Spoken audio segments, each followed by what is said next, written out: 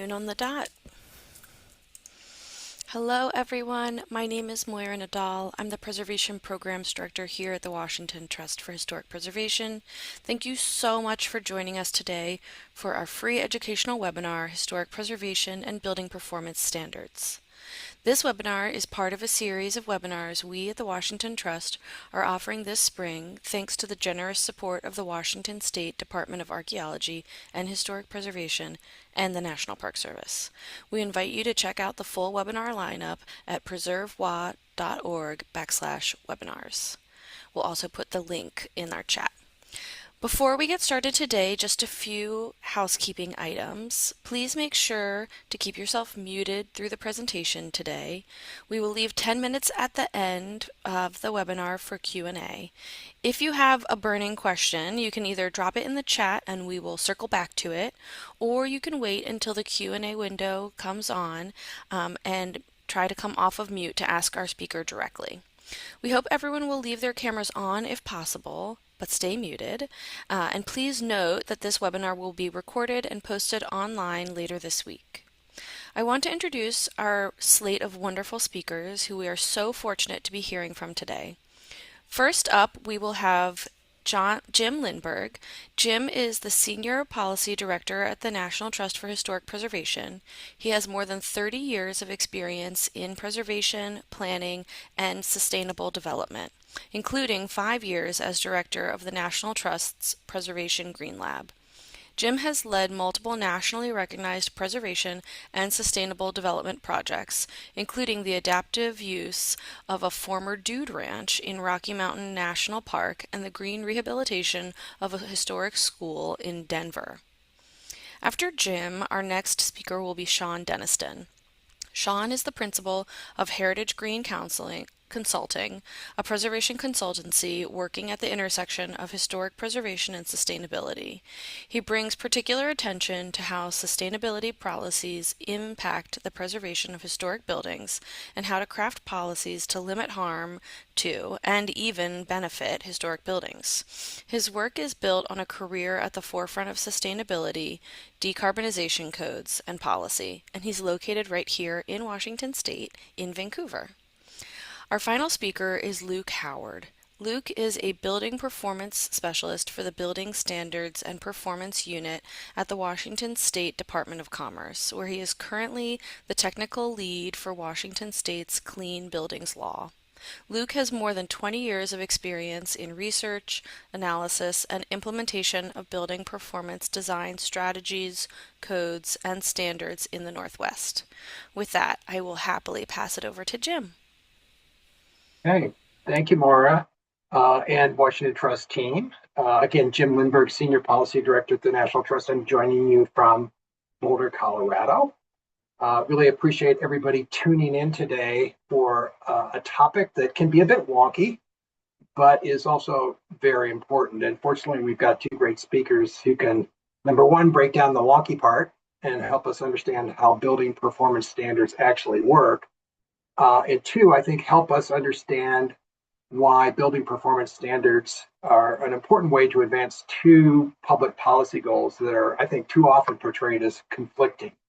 And one would be climate action, reducing carbon emissions, saving energy, and the other, preserving historic buildings. So building performance standards are one of several key policies that offer opportunities to strengthen the connections between those two goals, sustainability, climate action, and preservation. And actually, we have a new report that'll be coming out next month and authored by Sean, who you'll hear from momentarily. And in addition to building performance standards, this report identifies a number of other opportunities for strengthened collaboration between preservationists and climate advocates. It outlines ways to integrate preservation policies and practices into other policies that are adjacent to the preservation field, but very impactful, things like building codes, energy codes. And it also looks at ways that we can more intentionally advance goals like energy efficiency and building electrification and decarbonization into some of the classic preservation tools, things like tax credits and local design review, how to do that with sustainability and climate action in mind. jump to the next slide, please.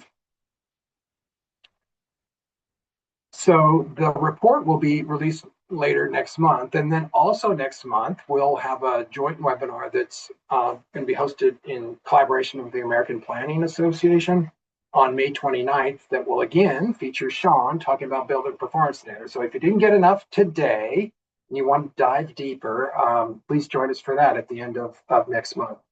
It's a hot topic, building performance standards. Um, and then also next month, we'll be releasing, in addition to the report, a new toolkit. And Sean will talk a little bit about this. He's developing this with funding through a fellowship with the James Marsden Fitch Foundation. And I think this is going to be a great resource for folks who are wanting to dive in deeper into this issue and really work in their states and their communities. So look forward to that. And just to stay up to date on these and other new resources from the National Trust, check in with us at Preservation Forum. So thanks again, Moira and team. I'm going to turn it over now to the experts, Sean and Luke.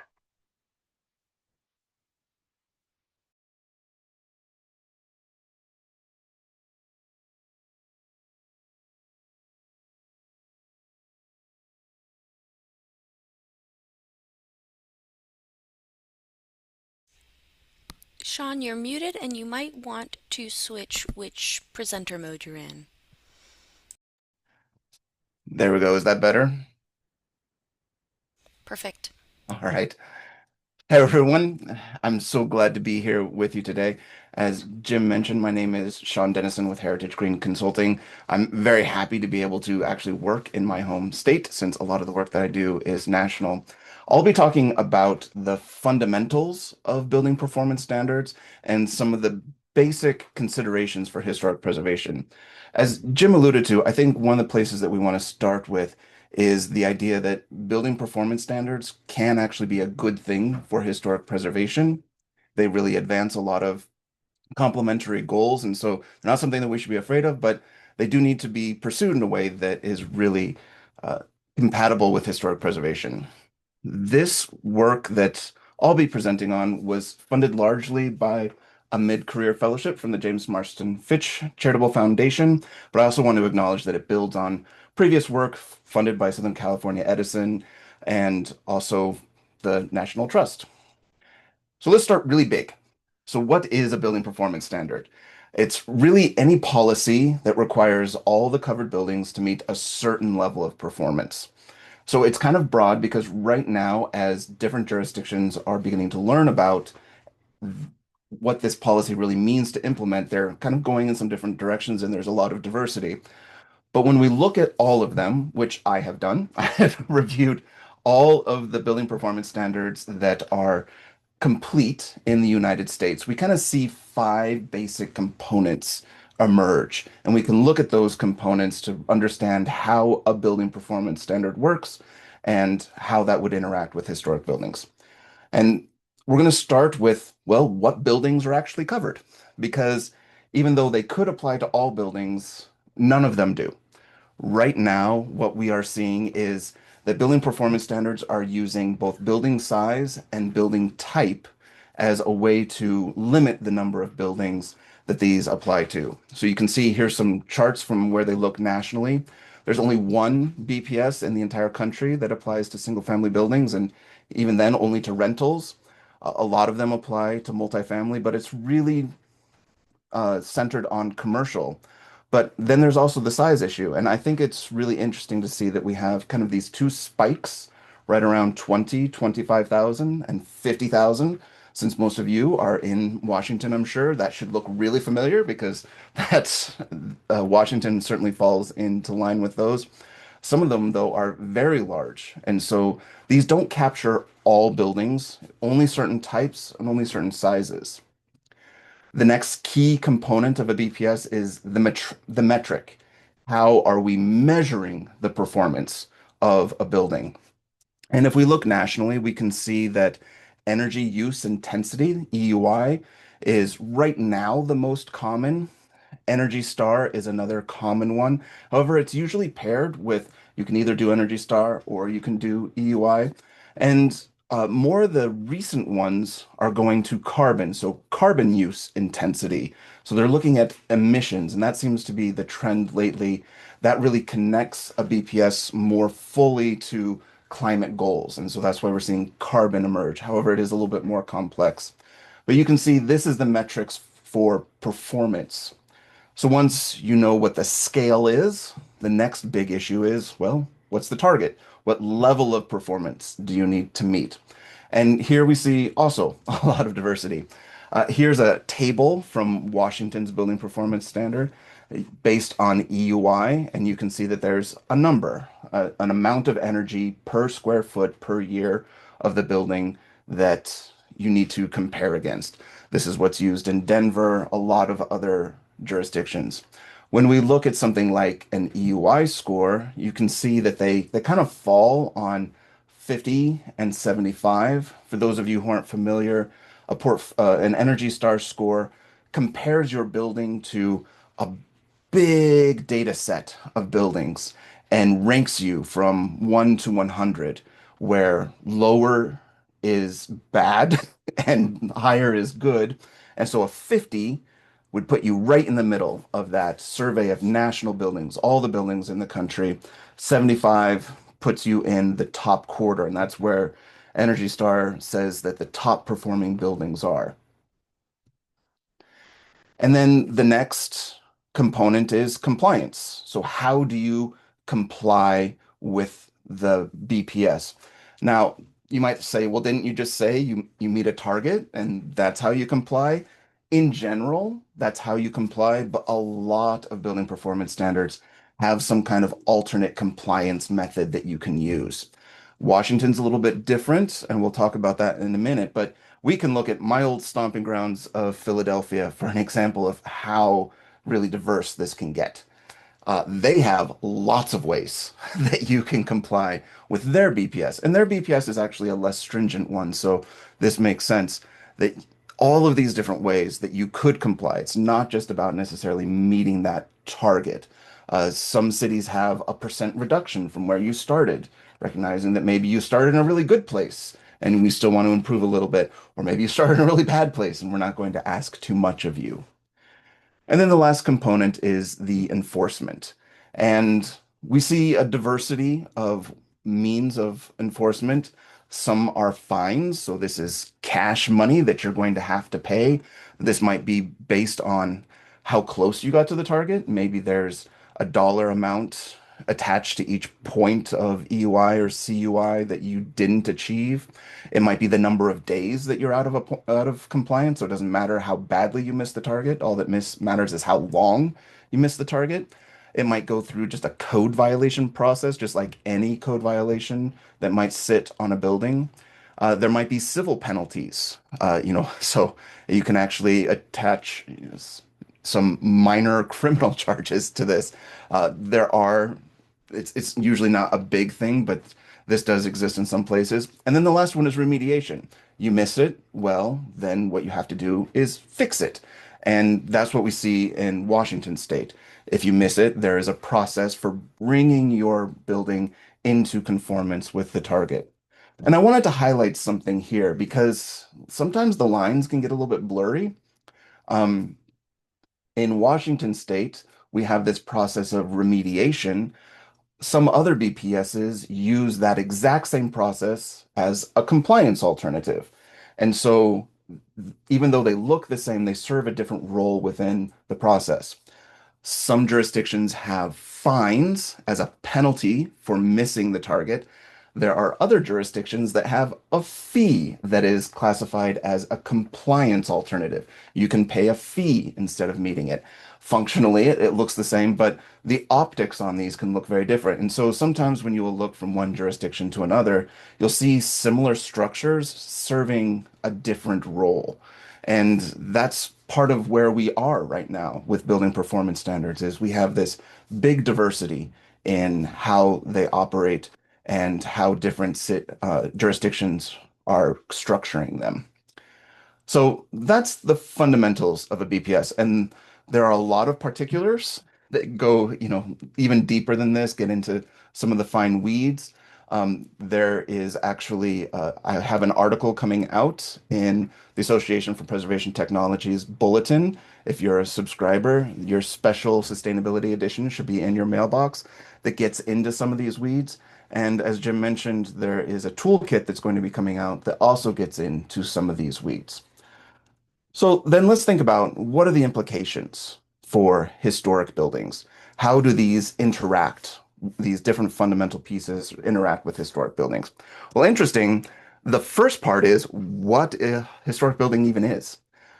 If we look across the BPSs, we'll see that a lot of them don't have a definition at all for historic building. And this is usually because they don't have any special accommodations or anything like that for historic buildings. We see a fair number of them, and I don't think I mentioned this, but there are about 22 total in the population that we're looking at. There are some that have an informal definition, and by that I mean within the text somewhere they narratively describe what a historic building is. And only three have a formal definition where they have said historic building means this throughout our uh, throughout the entire BPS. And across these BPSs, there is actually a tremendous amount of ambiguity about what is included in a historic building. Sometimes they just say historic character as if you know what that means. Sometimes they talk about designation, if it's designated as a historic building. Sometimes they talk about if upgrades would conflict with historic regulations. So there's a lot of diversity. And we can look at Washington. And I know that Luke is going to be talking about some proposed alterations to the Washington language around this, but I think that this is a good place to highlight that Washington is one of those that has an uh, informal definition that's in the body, and we can see that it's a building that's designated by a government body for long-term preservation in its existing state, such as historical monuments. I don't think, given our audience, that I have to go too deep into the ways that a definition like this can be problematic, the way that it doesn't quite align with the way that we talk about what is and isn't a, a historic building. Long-term preservation in its existing state, I think we have a more nuanced view of what preservation actually looks like, whether it's trapped in amber versus something that's more flexible. And I think that most of us would say, well, we're actually looking at something much broader than just historical monuments. And that, as an example, might kind of limit things. So we can see that we have these tensions because a lot of times the way that we are integrated into these policies isn't very clear. Another way that the BPS interacts with historic buildings in a really important way is the metric, because the metric that's used makes a lot of difference. We can see that, a lot of the more recent ones have gone to carbon, and that has a really big impact. So this is a graph of the carbon emissions of electricity versus the carbon emissions of natural gas in Colorado. I wish I had one for Washington. Sorry, I can't show you one for Washington. But we can see that right around 2030, the carbon emissions for electricity go quite a bit below what they are for natural gas. That means if you have a carbon-based metric, that electrification, switching from natural gas to electricity becomes very powerful. And that's especially meaningful for historic buildings. So here we have our Carnegie Library, hometown, Vancouver. And if we were talking about just energy efficiency, you would see all that focus on roof insulation, the windows, the wall insulation, a lot of focus on those things that are most likely to be historically significant. But if we look at this building, it had steam boilers with radiators. Not a significant system. It was added later. It's not original. And so there was an opportunity to really reduce the carbon emissions through electrification, which is what happened. They switched from radiators to heat pumps. It also had the advantage of introducing air conditioning. This is now a museum, which is an important use. And it was a good fit for both preservation and sustainability and the functionality of the building. Massive reductions in its greenhouse gases, especially here in Washington, where our electricity is so low carbon. But on the flip side, you do have historic buildings that have significant systems that might be gas fired or that are particularly difficult to electrify. Maybe they've got a really big boiler. Right now, really big boilers are hard to switch to heat pumps. Maybe there's architectural radiators, which are gorgeous, or maybe it's significant historically because of something about the history of the exact system. So, in those cases, carbon could actually be disadvantage for historic buildings. But let's be honest, most historic buildings have commodity HVAC equipment that is not significant and can be replaced. And a lot of our historic buildings have some, shall we say, questionable alterations that have been done in the name of HVAC. That an electrification retrofit by switching ductwork with refrigerant lines might actually help us to reverse and improve. So there could be some co-benefits that come from electrification. And the metric on the BPS is what really drives this. The next one is covered buildings. So you see from, again, here's our charts and about the buildings that are typically covered under a BPS. And if we think about it, well, that means most of our smaller historic buildings, which a lot of our historic buildings are smaller, are single family residences, they're not even going to be captured by a BPS. And so that's a really big consideration.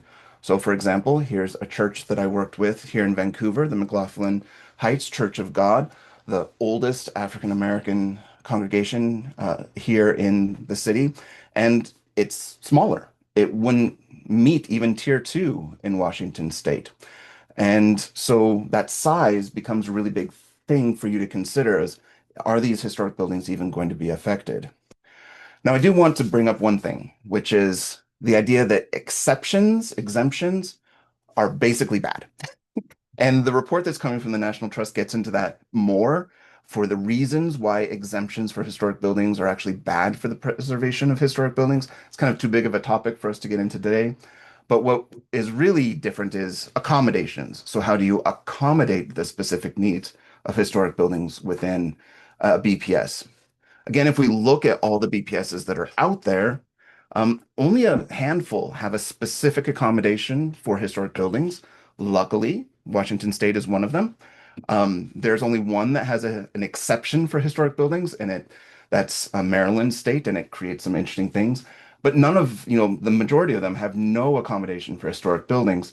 However, a lot of them have alternate compliance paths or technical and feasibility hardship opportunities that can be applied to historic buildings. And so those provide a flexibility even in a BPS that doesn't have an accommodation. But it does raise a really big question. So when it comes to a historic building, you've got an accommodation, you don't have to comply with this target. You can have a target that meets that is more appropriate for your building, or maybe you have a longer timeline for compliance. Well, who makes that decision? If we look at the body again, only two BPS have any involvement from the Preservation Authority in their accommodation process. Seattle is one of them, and Seattle is actually the only one that makes the Preservation Authority the decision maker. But most of them have no involvement, which means this decision is largely going to be made by sustainability experts and not people with a preservation background, which that could raise some real concerns for the preservation of historic buildings. So when we look at BPSs and how to integrate historic buildings, we learned some lessons. The first one is that we really do need a consistent definition of historic building. And consistent doesn't necessarily mean between BPSs, but within that jurisdiction. How do you define a historic building within your jurisdiction? Another is just that historic buildings benefit from built-in flexibility. The more compliance paths there are, the more likely one of them will just automatically fit with the preservation of the building, but that there should be historic building accommodations specifically laid out for historic buildings to modify targets and timelines, and that the Preservation Authority really should be involved in that process so that those decisions can be credible. And that's really what the toolkit kit that was funded by the Fitch Foundation is all about. It builds all those things together into legislative language, reason statements, background information. It's not quite available, so I wish I could give you a link, but it hasn't been posted yet, but it will be out soon to provide this kind of guidance. And thank you so much for the time. I look forward to any questions that you might have during our Q&A at the end.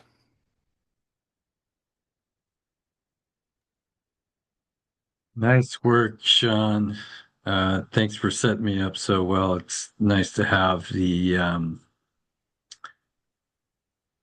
big picture background represented so well prior to we getting into the weeds of our state's building performance standard. So hopefully, uh, can someone give me a nod? Yep, awesome. So thanks for having me here today. Luke Howard, I'm the technical lead for the Clean Buildings Performance Standard here at the Washington State Department of Commerce. I've been with Commerce since 2020, working on the Clean Buildings Law. So I was involved not in the actual legislation being written in 2019, but in 2020 when we started jumping into rulemaking. So I've got a lot of historic knowledge of the process and how we came to these decisions. So you might wonder why Department of Commerce is doing energy efficiency work. Well, we're kind of the ad hoc state energy office here for Washington State, but Commerce does all sorts of different things. As many of you are aware, I am with the buildings unit of the energy division. Quick little agenda here. We're going to primarily focus on the specifics of the Washington State's building performance standard and talk about the accommodations, allowances that we have for historic buildings, and talk a little bit about our support and resources and incentives. So let's jump in. So our standard is based on ASHRAE Standard 100, which is energy efficiency in existing buildings. So we use that as our source document. We have amended it to accommodate specific requirements of our legislature. Like we said, 2019 was when this law was passed, and it first included Tier 1 buildings, which were buildings, commercial buildings over 50,000 square feet. This included hotels, motels, dormitories, but not any other kind of housing. In 2023, the legislation passed House Bill 5572, I believe, and that authorized the development of Tier 2, which is a building performance standard for smaller buildings in the state. And this was for buildings between 20,000 and 50,000 square feet, as well as all multifamily buildings over 20,000 square feet. And when I say multifamily, I'm talking about rental units. It does not include condos or privately held dwelling units. So basic requirements of the standard for Tier 1, again, these are the big buildings over 50,000 square feet, is benchmarking the building. I'll get into a little more detail about benchmarking, but Sean talked about kind of comparing the performance of your building to an average. So benchmarking, and then development and implementation of an energy management plan and an operations and maintenance program. So those requirements are outlined in detail within the standard, section 5 and 6 and normative annex L of the standard kind of cover these EMP and O&M requirements. So operations and maintenance, energy management plan are really important in gaining maximum efficiency out of your existing building and maintaining it over time. Not only does it reduce energy consumption and you get associated cost savings with that, but it does increase the durability of the building as well. And lastly, for Tier 1, and this is the big requirement for the Tier 1 building, is you need to meet a minimum energy performance standard.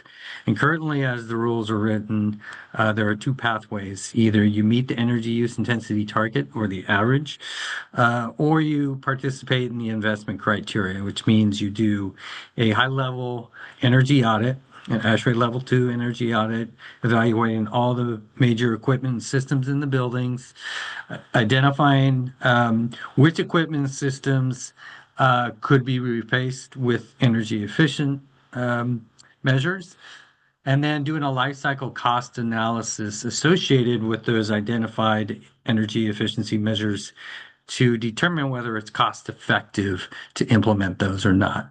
The state does not require the implementation of any energy efficiency measure that is not deemed to be cost effective in accordance with our standard. So we have a detailed life cycle cost analysis process in normative Annex X of the standard. Tier 2 requirements, again, these are the buildings between 20 and 50,000 square feet, and all multifamily rental housing above 20,000 square feet are required to do that benchmarking, the O&M and EMP, but not required to meet a performance metric at this time. Commerce is tasked by the legislature in 2029 to reevaluate uh, or to evaluate the building performance standard for Tier 2 buildings. So it's likely that we will have performance metrics for these Tier 2 buildings um, after the first compliance cycle. So the compliance cycles are every 5 years, starting in 2026 with the largest of buildings. And I'll go into detail about the compliance timeline here in the next slide. But I did want to highlight a little bit about this benchmarking. Why do it? What's important about benchmarking? Well, as you can see in this slide, benchmarking is comparing your building to an average. So you can see how you're performing. And there's a common misconception that historic buildings are always going to perform more poor or less efficient than a modern building. And that's not necessarily the case. So don't be fooled by that misconception. A lot of older buildings performed quite well. Part of it was how they were built and the equipment and systems that they had back in the day. Some of these modern buildings are a lot of glass. They actually uh, uh, absorb heat from the exterior and maintain heat from the interior and require more cooling than some of these older buildings.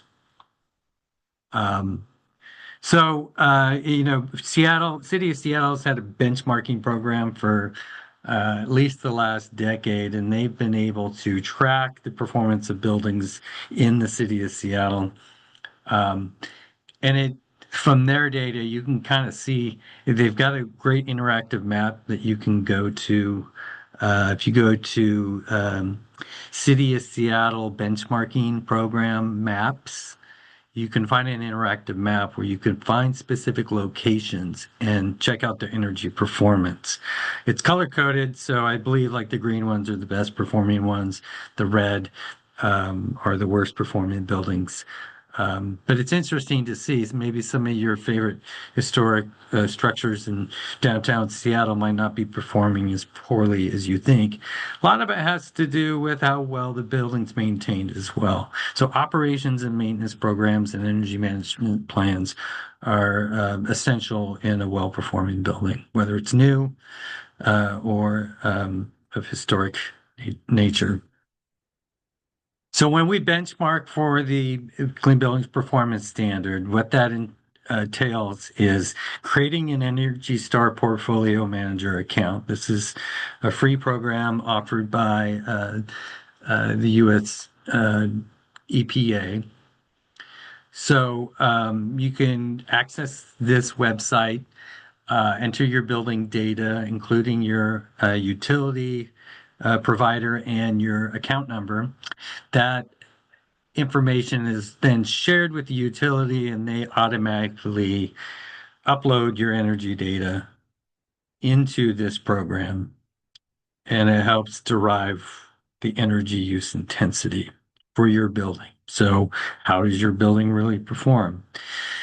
In Washington State, we rely on the weather normalized energy use intensity as the metric to measure your energy performance. Weather normalized energy use intensity is just energy use intensity that's normalized for the current weather that utility data is associated with.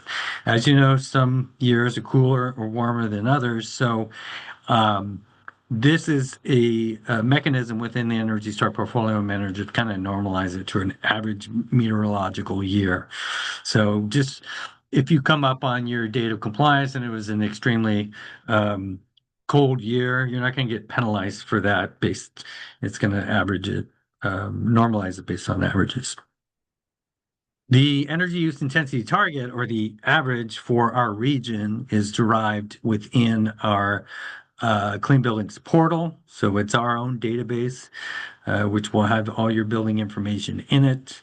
You interact with it, or your authorized representative interacts with this to create your energy use intensity target based on tables that were using the same source data that Sean mentioned that the Energy Star portfolio manager uses for the national mean EUIs, but it's regionalized based on our climatic conditions as well as some regional data we have for how different buildings perform here in Washington. Um, Talked about the energy management plan and operations and maintenance program. I have a lot of slides here today. I'm not going to go into all the details of all of them to save time, but a lot of reasons I put these slides in here is so that you can refer to them later. So get a copy of this presentation if you want to refer back to some of these slides for the details. You'll have that. But I do want to emphasize the energy management plan here a little bit. If a building owner is able to look at their energy use intensity from year to year, they can kind of see they can identify if there's any drift out of performance maybe. If you start using more energy, you can notify the building operator, or the building operator ultimately should be looking at this data. And they can kind of do some investigation through their operations and maintenance procedures to identify where that increase in energy consumption is coming from. It could just be based on increased occupancy in the building, or there might not be any reasonable reason for it. So they're going to investigate a little bit and see where that increased energy use is coming from. It may be from faulty equipment um, at, that may need to be repaired before you actually lose the system entirely. So there are a lot of advantages of monitoring that energy management plan. The Clean Buildings Performance Standard requires development and implementation of this. You only need to report on it every 5 years. However, it's required by the standard for the building owner to review this energy management plan every year.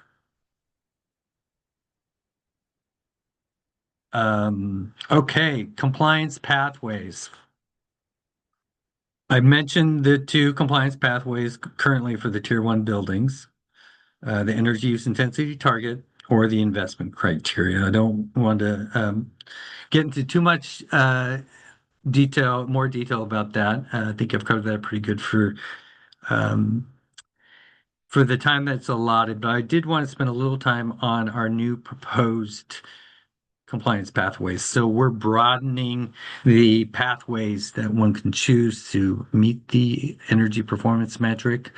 So we introduced the minimum energy use reduction. So if you can reduce your energy use from the baseline by 15% for each compliance cycle, you can gain compliance for that cycle. So instead of meeting that target, you might be in a building that your target may be 50, but you're at 100. There's no reasonable way for you to get to 50 within one compliance cycle. But if you chip away at it, we will accept that 15% reduction per cycle up to 2046. At that point, you'll have to meet the target or one of these other compliance pathways. The other one we added in here was the space heating electrification. Now, this one was kind of specifically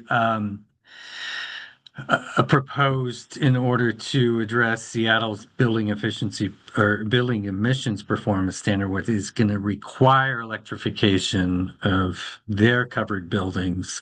So they're going to have to do this anyways. We wanted to we want to be able to prevent building owners having to comply with two standards at once. So this will allow you to comply with one compliance cycle of the clean building performance standards as far as the performance metric is concerned. And lastly, we do have a compliance pathway we call exemption. And I'm going to go into the details of what those exemptions are here shortly. Here we go. So exemptions, we have an exemption for, let's say it's a newly built building or a major remodel where they didn't have a certificate of occupancy. So if you don't have a certificate of occupancy within 12 months of the compliance date, you can apply for exemption.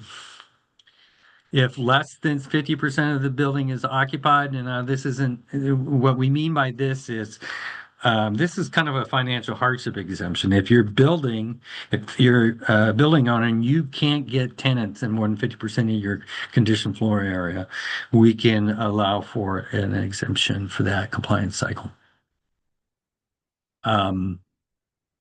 If there is less than 50,000 square feet for tier one or 20,000 for tier two of conditioned space, you can apply for an exemption. If the building is industrial, if it's manufacturing, or agricultural, you can apply for an exemption as well. Buildings that are pending demolition can apply for an exemption. Obviously, we don't need you to meet the performance standard if the building isn't going to be around. And lastly, there is a financial hardship exemption. So if you can show that there's no reasonable way for you to afford compliance, then there's an exemption available for that. So, flow chart.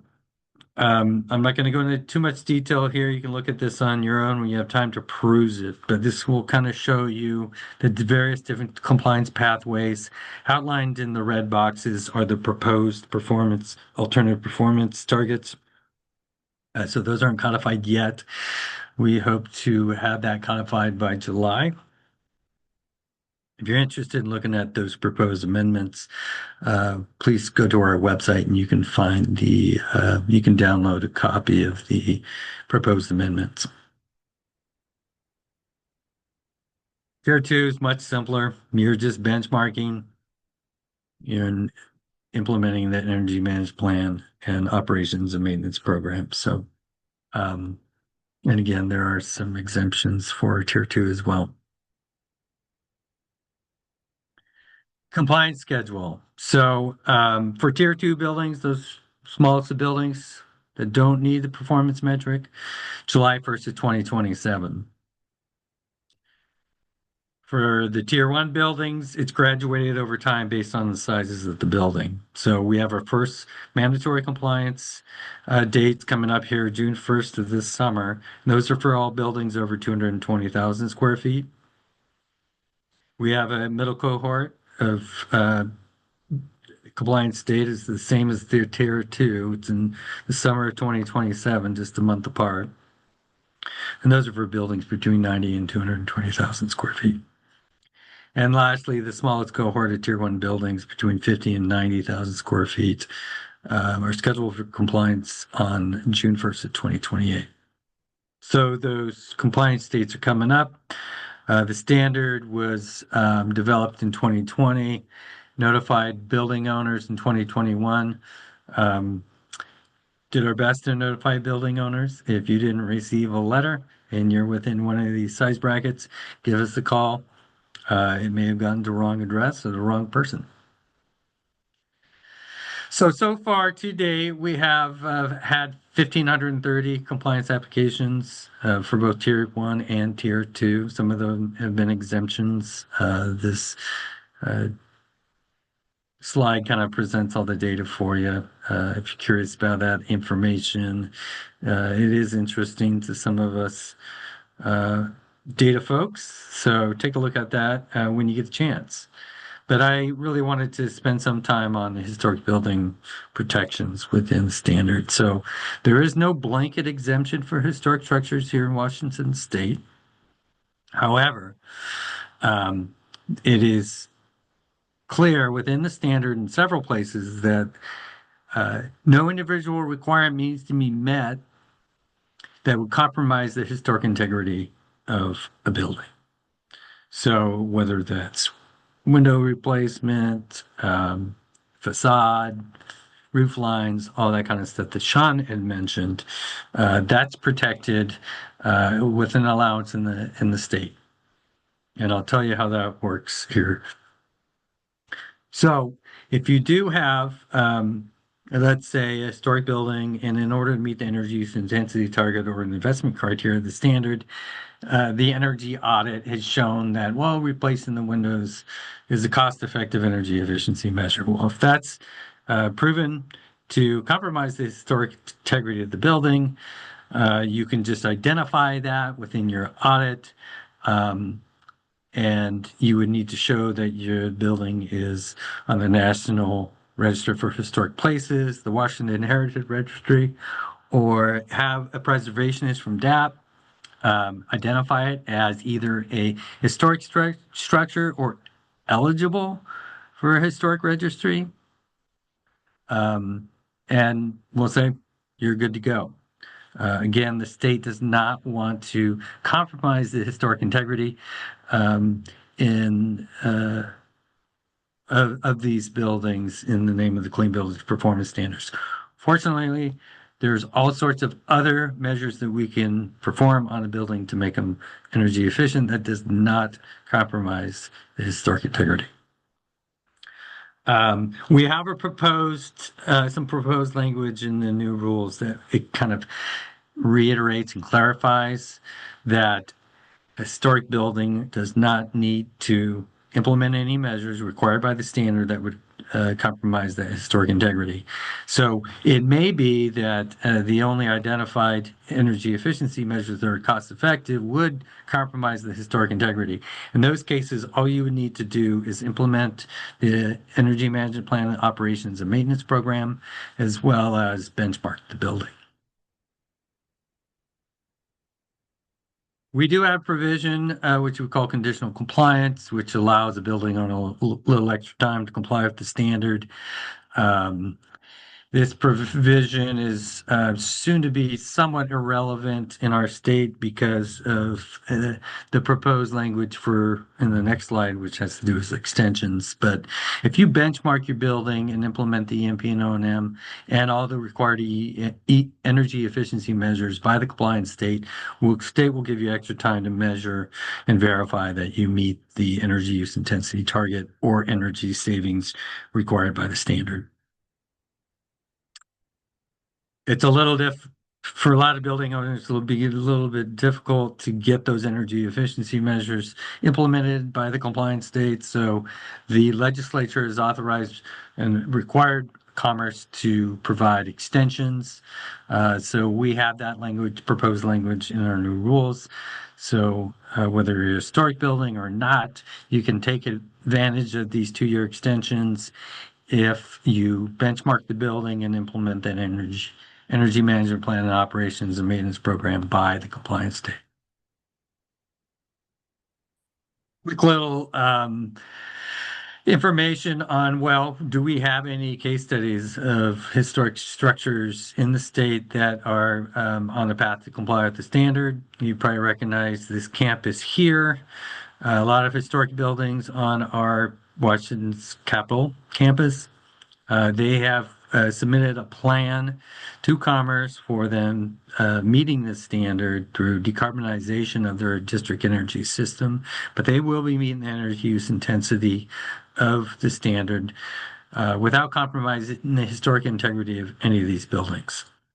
So how are they doing that? Well, they're focusing on low cost, high yield opportunities such as HVAC scheduling and set point optimization, LED lighting retrofits. So it's not just these envelope measures that improve the efficiency of the building, but a lot of these things kind of behind the scenes. So not only do these reduce energy costs, but they reduce maintenance costs and increase the occupant comfort and tenant retention. So a lot of good things going on here that Sean mentioned as well. I'm going to speed through the next few slides And Luke, I'm giving you a yes, 5-minute warning. perfect. Thank you. I'll finish up before 5, so we have plenty of time for questions. This was some tables that came out of that Capital Campus decarbonization plan. I thought it was interesting to see that in the bar graphs to the left, you'll see the campus's EUI currently. It's at 101.8. Through the Clean Building Performance Standard, they're going to cut their energy use intensity by almost half. Um, they'll be doing this in many ways. One of them is by converting the natural gas powerhouse to heat pump. Heat pumps are generally at least 2 times as efficient as these old boiler systems. They're also going to be improving the distribution system, which has a steam system currently, which is a lot of energy loss. But I did want to point out the bottom, the electricity end use loads here. You can see how much of energy the Capitol campus uses by end use. So you'll see area lights on the electric side and ventilation fans contribute to a lot of energy consumption. So there's a lot of room there for improvement. And so they're focusing on those low cost, high yield measures in this compliance plan. There are penalties in Washington State if you do not comply with the standard. For Tier 1, it's up to $1.50 per square foot. It is prorated based on how many days you're out of compliance, but the maximum would be $150 per square foot per cycle, plus the $5,000 base fee. And then Tier 2, it's up to 30 cents a square foot. So that adds up. And there are allowances and provisions within the standard to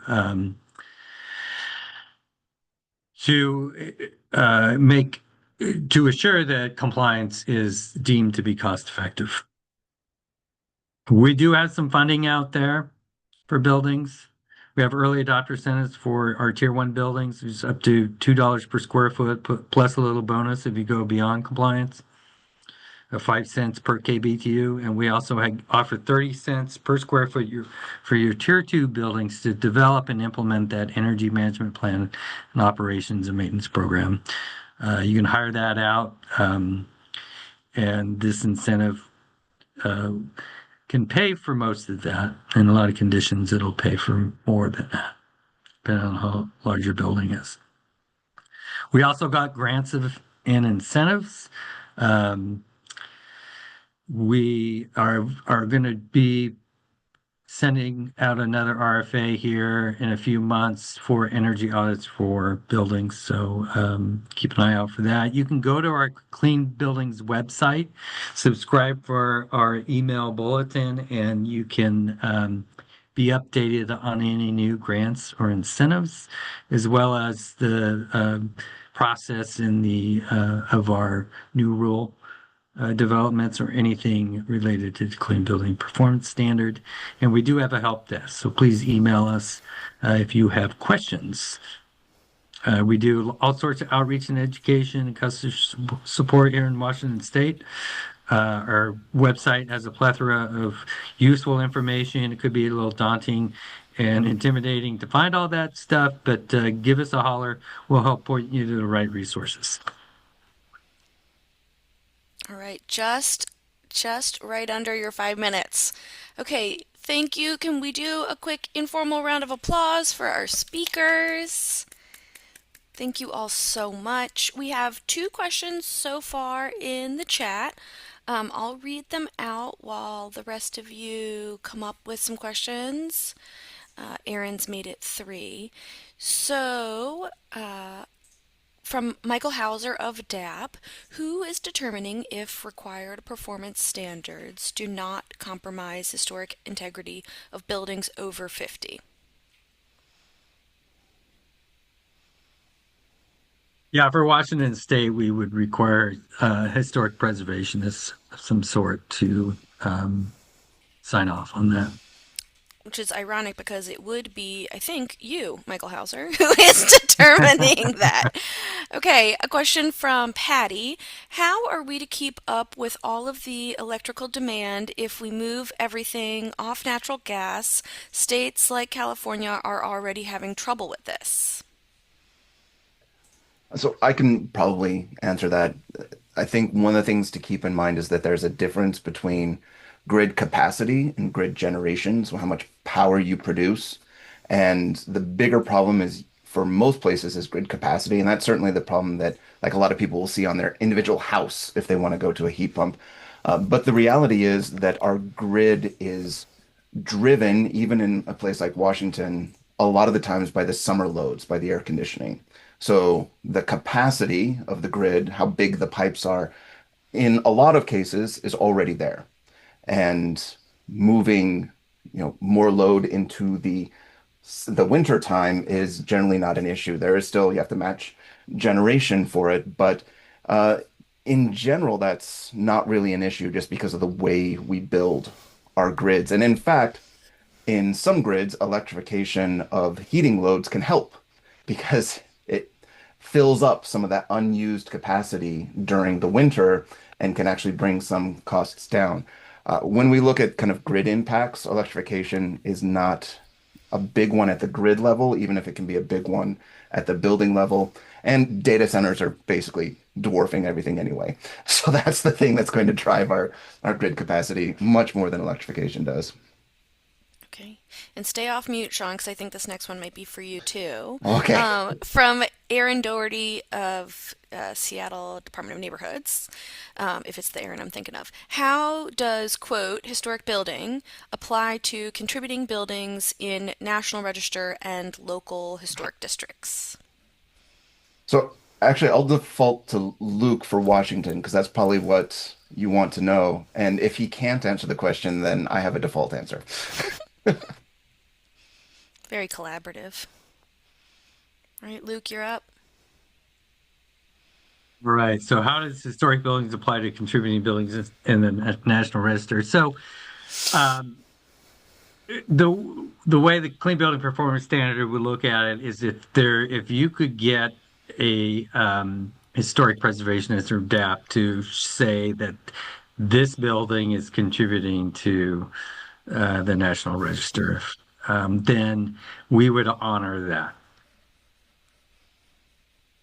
Like I said, the state really does want to encourage historic preservation as well. We're not fighting each other here, but we just don't want people taking advantage of a loophole or what they perceive to be a loophole.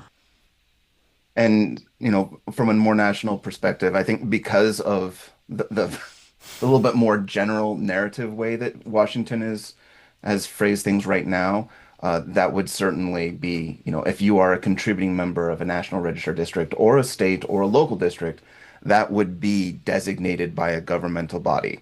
So that those contributing. That is one of the things, though, that is one of the main questions for a lot of BPSs around the country. So anyone who works outside of Washington is whether district buildings are included. A lot of them are specific about only being for individually listed buildings. It's not the case in Washington, but in some jurisdictions it is. Um, and then after this, I'll ask people if they want to. I have one more question in the chat, but please feel free to raise your hand or come off mute. In the meantime, from Michael, a different Michael, Michael Hirschensohn, do we expect drift in upcoming legislation to buildings such as condos or elimination of these historic building exemptions? Yeah, Washington State, I don't expect drift here. I think this is pretty solid. We might get more clear using some of the language that ASHRAE is adopting for historic buildings, definitions, that kind of stuff, but I don't think we'll be drifting. And uh, is on the condo side of things as well. I know Seattle treats condos a little different than the Washington State Building Performance Standard, but any privately held dwellings will not, owner-occupied dwelling units will not. I don't think that'll drift into a performance standard at any time. Okay. And I can add a little bit more context for that. I think that what we're seeing broadly nationally and specifically in Washington with when it comes to historic buildings is being much more specific about how historic buildings interact with these policies, and at the same time, a narrowing from exemptions to accommodations. So that had already occurred before the Washington BPS went into effect, but we see this in the building code as well, where there used to be a blanket exemption for historic buildings. Now it's a narrower accommodation that is more clearly defined. And so I think that that's the direction that we'll see with historic buildings is getting more specific about how these accommodations work, and I think more dependable at the same time for historic buildings, so that they can depend on it. Okay, we are at time, but if our speakers don't mind hanging on for maybe 2 more minutes, we've got a couple more questions in the chat. I'm seeing Luke nodding. Okay, so two from Chris Moore, who's apparently being shy, putting them in the chat. Chris Moore of the Washington Trust. Energy management plans and energy audits sound expensive. Are there estimates for what these cost?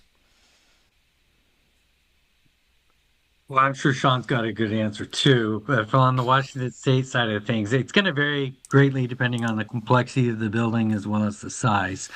There's economy of scale many times with audits, or actually the larger buildings, it's cheaper per square foot than the smaller buildings. With our energy audit program, we were paying 50 cents per square foot for the energy audit grants.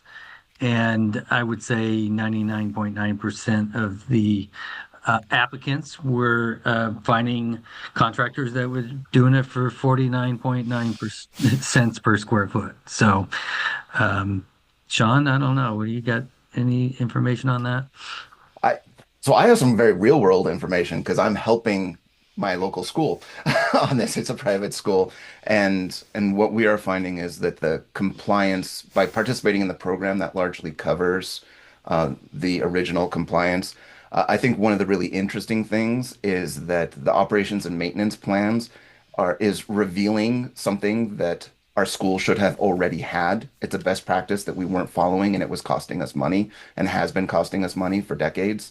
So there are also cost savings in terms of energy long term for that.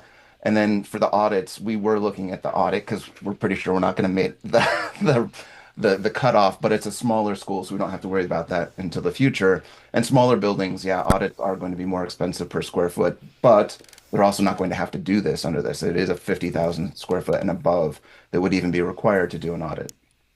Okay. Um, our penultimate question.